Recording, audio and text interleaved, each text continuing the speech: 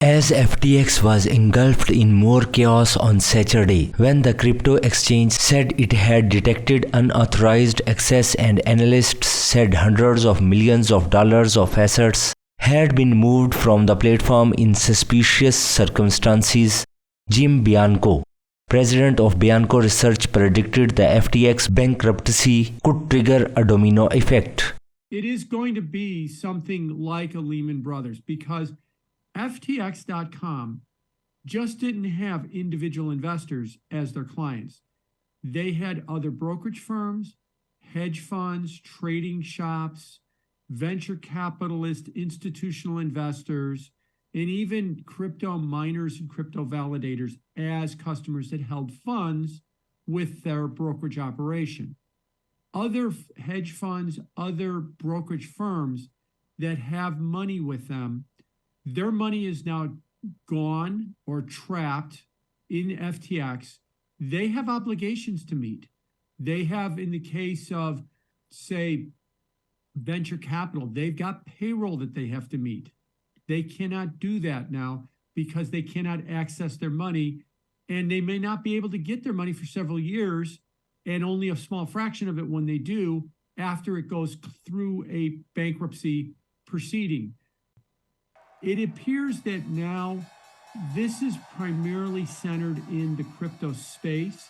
There is some potential knock-on effects in what we will call the traditional financial space, but nothing that should arise to the level of systemic problems. Now, that's what we know now. It's possible that as the dominoes start falling, in the future, that it might metastasize into something larger, but it doesn't look like that for the moment.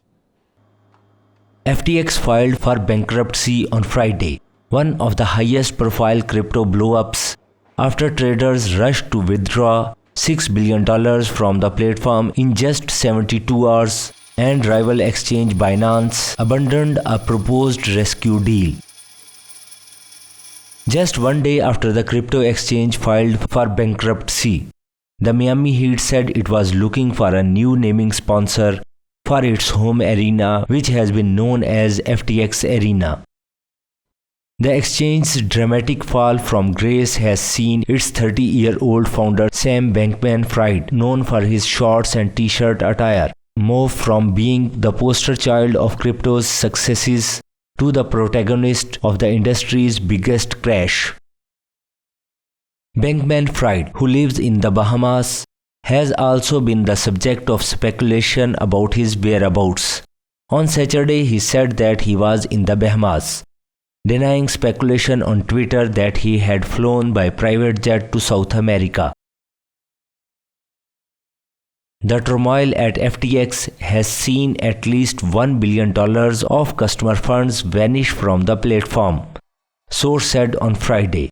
Bankman-Fried had transferred $10 billion of customer funds to his trading company Alameda Research, the source said. The collapse shocked investors and prompted fresh calls to regulate the crypto asset sector, which has seen losses stack up this year as cryptocurrency prices collapsed. Bianco said the fallout could take months or even a year to shake out. Oh, it's definitely going to bring about more transparency and more regulation. And because the space is going to need it, it's got a loss of confidence.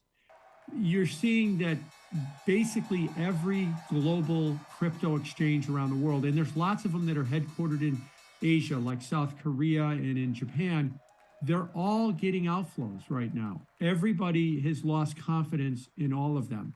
So they're going to need some kind of assurance through regulation and transparency that if you deposit your money on these brokerage exchanges, that your money is safe. Coming out of the wreckage of that bust is the original promise of this.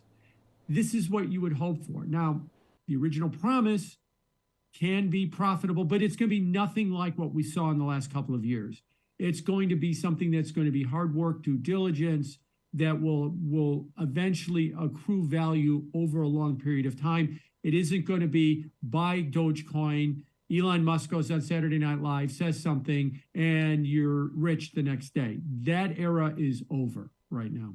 When will we know when we've hit bottom? That's the question everybody wants to know. I think that we'll know when we've hit bottom when we understand the full extent of the damage that's been done this year, from whether or not it is the Terra Luna UST blockchain stablecoin that failed in May, to the knock-on effects that we saw with the failures of Three Arrows Capital and Voyager Digital and Celsius, to what we've seen now with FTX. In its bankruptcy petition, FTX Trading said it has $10 billion to $50 billion in assets, $10 billion to $50 billion in liabilities, and more than 100,000 creditors. Ray, a restructuring expert, was appointed to take over as CEO.